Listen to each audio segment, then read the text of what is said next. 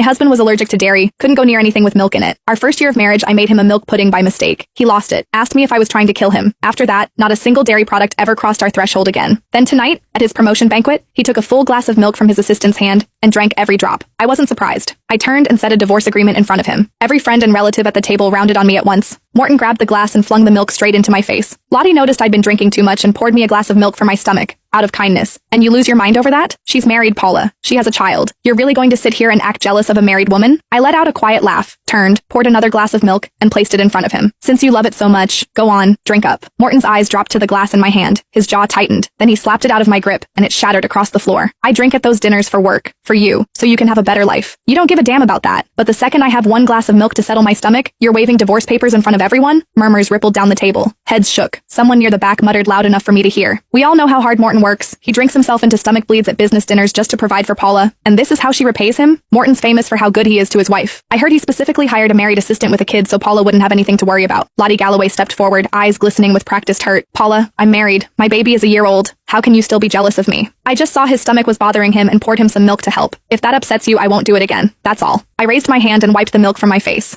The sour sweet smell punched into my nose and my stomach rolled. I slapped the divorce papers flat on the table. Once we're divorced, you can pour him milk any way you want. It'll be none of my business. When Morton saw I meant it, he snatched the papers from my hands, ripped them down the middle, and threw the halves on the floor, his face dark with fury. I'm not agreeing to a divorce. This is all because I drank a glass of milk Lottie poured? Fine. I won't touch anything she gives me ever again. Happy now? Today is my promotion banquet. Do you have to keep going until you've wrecked it for everyone? Vivian Henson walked over and gave my shoulder a little pat, the way you'd comfort a child throwing a tantrum.